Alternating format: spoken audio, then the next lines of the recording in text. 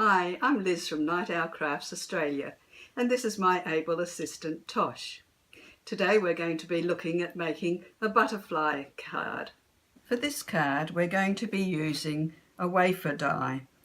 This is the butterfly lady wafer die that you can find on eBay. We'll also be using a tree wafer die. There's various types of tree dies on the market, any of them will do. Other dies that are on the market, and you will see, are wafer dies similar to this type, but they have ejection foam attached to them. This helps stop the card that you're cutting from embedding in the die itself, and it will come away much easier from the die. Another type of die is a steel rule die. These are much thicker and are able to cut much thicker materials such as grunge board, fabric, and light aluminium foil, and so on.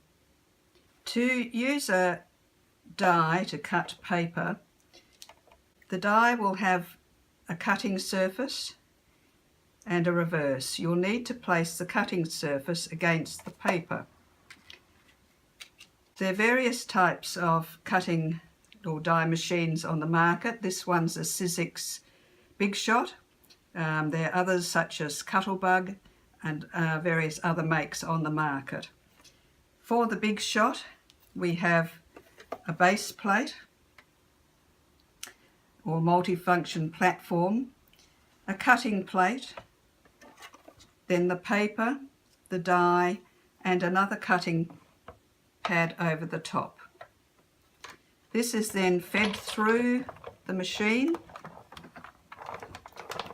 You can sometimes hear a bit of cracking as the die passes through. That's nothing to be concerned about. And a very intricate die you may want to just run through a couple of times to ensure that you get an effective cut.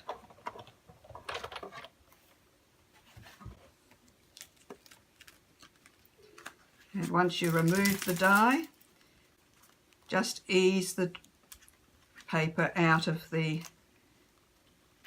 or away from the rest of the paper to free it up. Having a poking tool is helpful when you're getting it away or separating it from the rest of the paper, as some little bits are fairly intricate and need a bit of a help.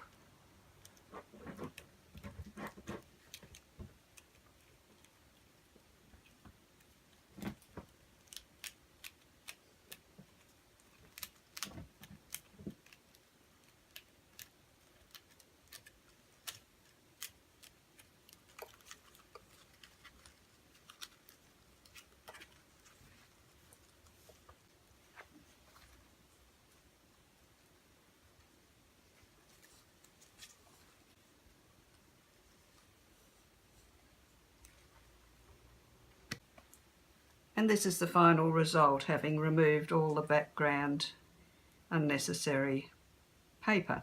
So for this card I've used a watercolour background piece of paper, and to do this, if you have a look at my video on watercolour background techniques, it'll show you how this has been done.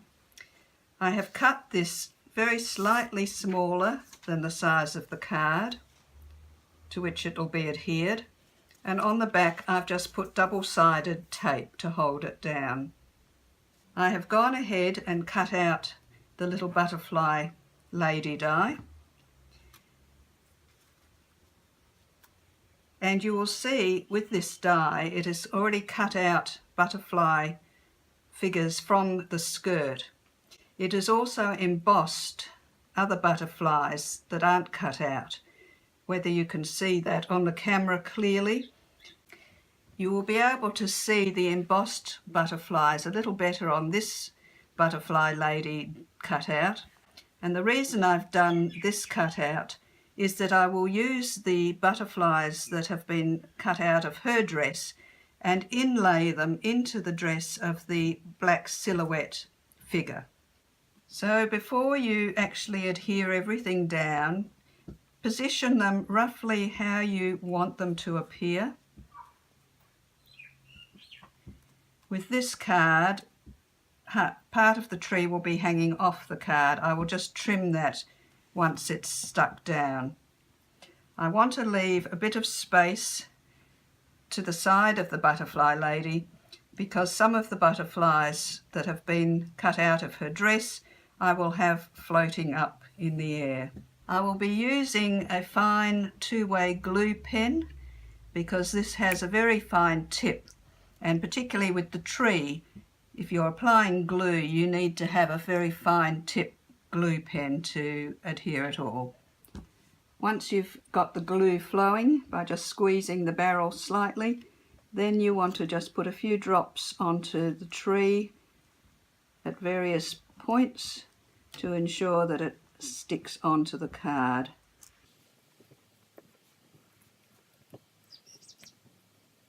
You don't want to put too much because we want to avoid it oozing out from under the tree, particularly if you're using a watercolour background, because if it oozes out it may lift some of the watercolour and leave a blotchy patch.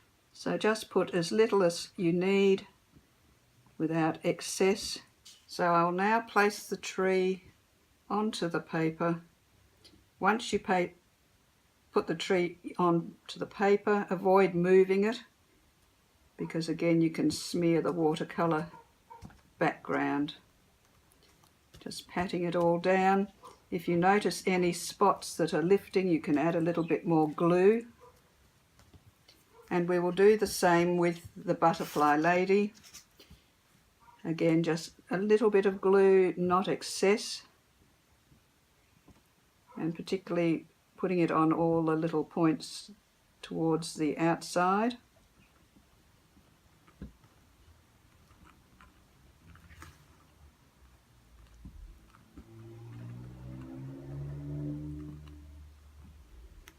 We have one little butterfly here that hasn't detached from her skirt, so I'll just poke that one out of,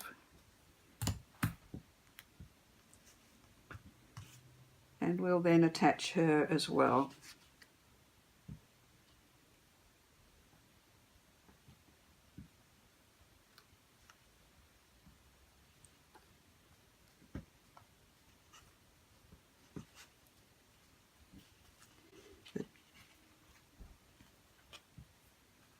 The tree I've put slightly elevated to give the impression that it's in the background and the lady in the foreground. So any bits that are hanging off the watercolour background I'll just trim off with a pair of scissors.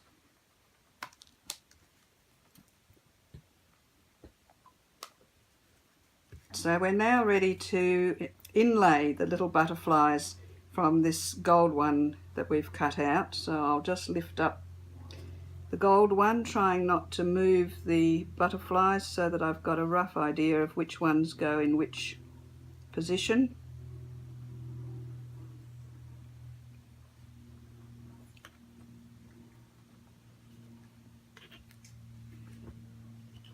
As some of the butterflies are a little bit smaller than others. So the easiest way is just to put a bit of glue into the holes that are left on the skirt.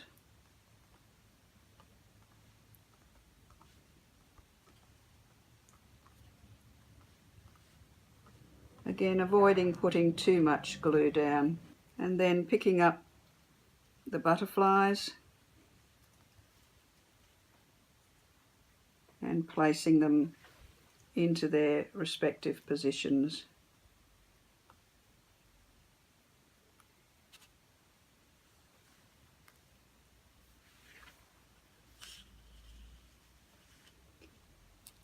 Patience is a virtue in getting them placed, but the end result is very satisfying and very attractive.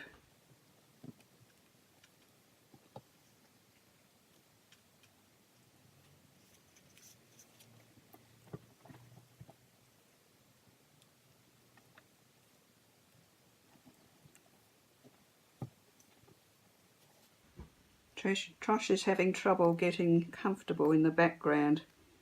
She's due for a bath, and that's what we'll be doing after we've finished making this card. It's a hot day in Melbourne, and I suspect that Tosh is getting a little bit itchy and uncomfortable. Right, so there we have all the butterflies inlaid on her skirt. And looking at this other gold butterfly lady, you can possibly see better where the die has just embossed but not cut out other butterflies on the dress, giving it a nice pattern. So this is how it's looking to this point in time. And now we will adhere the black butterflies that were cut out from the black butterfly lady's dress. So we'll position the butterflies that were cut out of the original black lady's dress floating up in the air where it looks like she's released them to float freely. So position them first and then adhere them just with a drop of glue. The bigger ones are best placed close to her, as they will then look like they're closer, and then the smaller ones flying away into the distance, like so. So those will be adhered down, and then we'll attach the whole panel to the card blank. I usually like to get this part finished separately before I stick it onto the card blank, just in case something goes wrong and then I haven't wasted a card. So we will go ahead and adhere those down and then finish the card. A pair of tweezers can come in handy at this point to pick things up. Otherwise you can just use your poking device. But the butterflies are fairly small, and it's good to use a glue that dries clear, just in case any oozes out. If it oozes out, just don't move the butterfly, leave it where it has ended up, and then the glue will dry and you won't notice the glue. But if you move it around, the watercolour will lift and you'll be left with a white patch, which you don't want to have. Although you can always cover it later with another butterfly. And there we have our lady releasing the butterflies and the inlaid butterflies on her skirt. I'll just remove the double-sided tape from the back of the card, and then back of the card topper, and then we'll attach it to the card. It's good also to remember to decorate the envelope that the card is going or being mailed in. Something to match the topic of the card itself.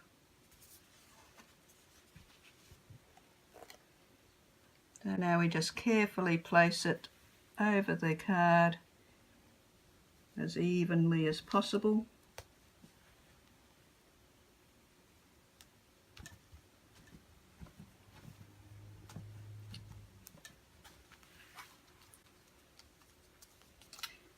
And write a greeting on the inside.